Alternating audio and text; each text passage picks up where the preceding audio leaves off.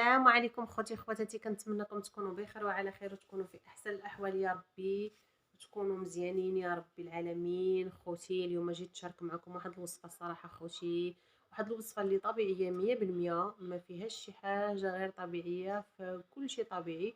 وهاد الوصفه خوتي ديال الكزيمه، وتبعوا الفيديو من الاول حتى الاخر، ما تقطعوش الفيديو هكذا باش تستافدوا من النصائح وتستافدوا من المعلومات وتستافدوا كيفاش تستعملوها وتستافدوا شحال من وقت غادي تستعملوها. كنتمنى لكم اخوتي تصنتوا ليا مزيان. هاد الوصفه اخوتي ديال الكزيمه، اللي عندها الكزيمه في يديها في لحمها كامل في رجليها، المهم هاد الوصفه هادي مجربه 100%، ما فيهاش الكذوب. كنقسم لكم بالله الا السيده جارتي حدايا مسكينه كانت تتعاني منها بزاف، كانت تتعاني بزاف مسكينه من الكزيمه، ومنين جرباتها لقات الراحه عليها وقالت لي كنشكرك بزاف. وكانت مسكينه كل نهار غادا عند الطبيب، يعني كدير معاها حصص على قبل ديك الكزيمه والكزيمه حنا عارفينها مناش تجي. الكزيمه تتجي من كتكوني سخونه وكتغسلي رجلك بالماء بارد، هذه هي الكزيمه مناش تجي. تيكونوا رجلك سخان وتتغسلي رجلك بالماء بارد، يعني ماشي غير في ديك اللحظه اللي غتغسلي رجلك بالماء بارد غادي تشدك، لا، كتخليك واحد المده، كتخليك واحد المده، يعني حتى كيتجمعوا هذوك الطفيليات في رجليك اللي باش كيبداو يتفرقعوا ليك في رجليك. واغلبيه الناس كتجيهم في يديهم بحكم جافيل، الا ما كانش جافيل كاليتي واللي عندهم الحساسيه كتجيهم الكزيمه من بجافيل، وتيكون داك جافيل ماشي داك جافيل اللي تنعرفو حنا كاع الناس. راه يعني بحكم الناس تبارك الله راه واعيه وفاهمه، راه جافيل عارفين المنتوج الزين من المنتوج الخايب.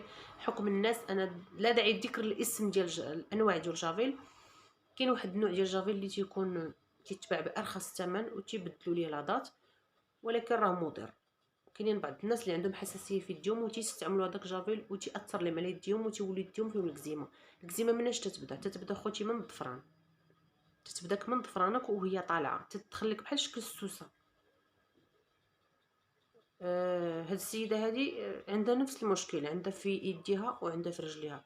مازال يديها شويه، اما في رجليها بزاف مسكينه تتبقى تحك. انا بعض المرات كنشوفها تتبقى فيا، تتبقى مسكينه تحك تحك تحك حتى كيطيبوا لها رجليها. وهاد الوصفه هادي عطاتها لي واحد الصديقه ديالي كتخدم معايا، الام ديالها تبارك الله، بحكم الناس القدام تبارك الله راه تيعرفوا شي حوايج اللي ما تنعرفهمش حنا. وقلتها ليها وقالتها للام ديالها، وجابت لي الوصفه وقالت لي راه ما يعني ماشي جابتها ليا هكا مصايبه، قالت لي غدا تشري هادي وتشري هادي صافي. قالت لي وغديهم ليها وغتوريها كيفاش تخلطهم صافي. قالت لي وديرهم في رجيلاتها ولا في الودادها. وغنعطيكم اخوتي الطريقه، يعني شحال تاع الوقت، ساعتين ساعه، واش تباتوا بها ولا ما تباتوش بها، ولكن تبعوا الفيديو من الاول حتى الاخر باش هكذا تستافدوا اكثر. كنقول لكم شكرا لكم بزاف على الكومنتيرات، شكرا لكم بزاف على على عفوا على لي لايك. واللي ما فعلش الجرس يفعل الجرس باش هكذا يوصلوا ديما الجديد. ان شاء الله غادي يكون غادي تكون هذه القناه ان شاء الله متنوعه فيها اي حاجه، واللي مجرباها خوتي وعارفاها صحيه وعارفاها كتليق كنقسم لكم بالله خوتي تنشاركها معكم، ما نبخلش عليكم بشي حاجه نهائيا. ويلا واجيو معايا نشوف هذه الوصفه شناهي باش نتوما تعرفوها. شي هاد الوصفه هذه ها هي غنوريها لكم. هنا خوتي عندنا الخل، كيف ما قلت لكم راه كيتواجد في اي بيت. الخل ضروري ولا بد منه، يعني في تعقيم الدجاج، في تعقيم شحال من حاجه، في تعقيم حتى اليدين. بالنسبه لليدين بحال الا غسلتي شي حاجه في الريحه كتعقمي يديك بها، يعني من بعد ما كتغسلي يديك مزيان كديري الخل. كنعقمو به الثلاجه. المهم صالح لاي حاجه. ها هو الخل كيف ما كتشوفوا خوتي. وعندنا الحنه. الحنه خوتي كيف ما كتشوفوا الحنه راه ما كتخطى حتى شي دار. اغلبيه الناس كيمشيو بها للحمام، اغلبيه الناس كيديروها لرجليهم، اغلبيه الناس كيديروها لشعورهم.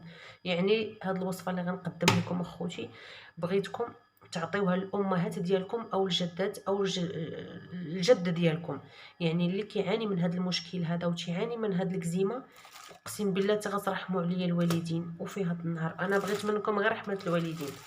هانتوما خوتي كما كتشاهدوا هذه خوتي الحنه تكون ديال الورق، ما تكونش ديال البكيه، ديال الورق، وتكوني محمراها وطاحناها. او بالنسبه تكوني واخده من عند شي عطار كتثقي فيه، يعني يكون عطار ثقه فيه راكي عارفه تيدير الاعمال ديالو مزيانه. حيت هذيك ديال البكيه خوتي راه ما لايقاش. هانتوما خوتي كما كتشوفوا انا عندي شويه في رجليا، بدا تيتجرح ليا شويه في رجليا مع الوضوء ديال الصلاه وداكشي. انا غادي نديرها.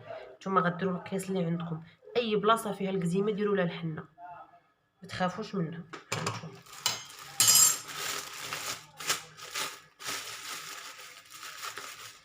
هانتوما خوتي الحنه ها هي، غادي نضيف عليها الخل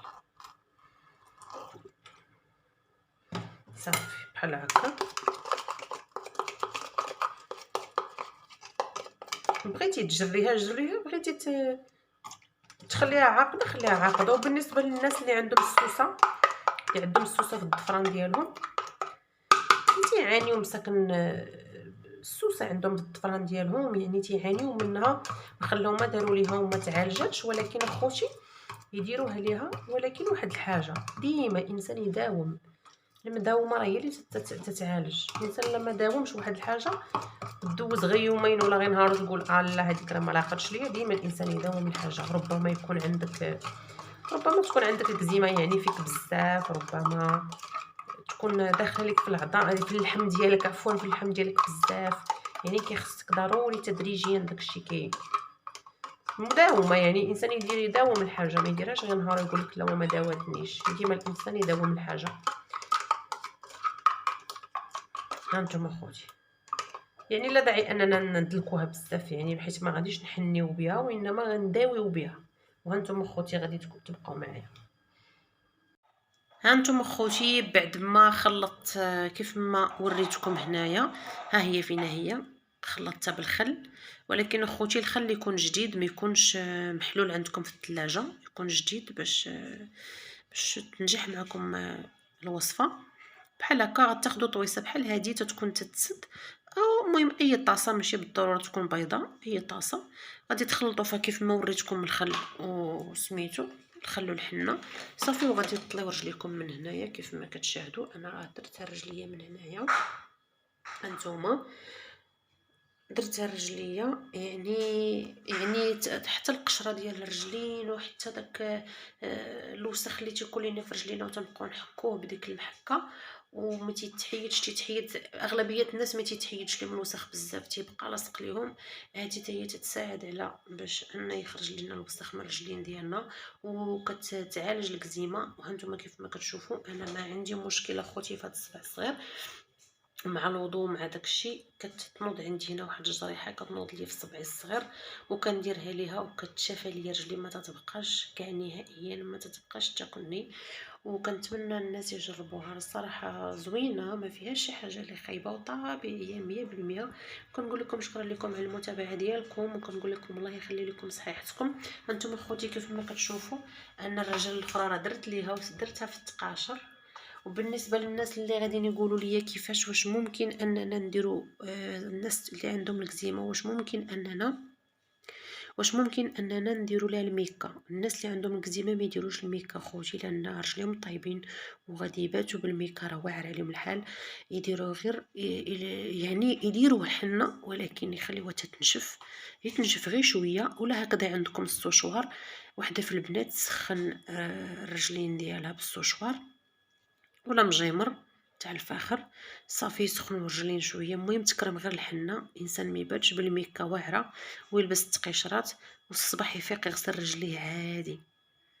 ومن اول بدايه غتحسوا بالفرق، ولكن غتبقاو تداوموها من الليل وغادي تشكروني عليها. وكنتمنى لكم التوفيق، واللي مريض الله يشافيه. وكنتمنى لكم انكم تجربوها، واللي جربتها تخلي لي تعاليق في الكومنتات وتقول لي واش الوصفه ناجحه ولا ما ناجحاش. انتم كما كتشوفوا خوتي راني كندير فيها انايا، انا راه كتنفعني بزاف. حتى الرجلين الا كانوا طايبين ليا يعني ما كنقدرش نزيد عليهم، حتى هي كتنفعني فيهم الصراحه. بحال كتغلط ليا الجلده. وكيف ما كتعرفوا على الخل تبارك الله راه معقم تيعقم. وكنتمنىكم تجربوها الصراحه زوينه. وشكرا لكم والى اللقاء.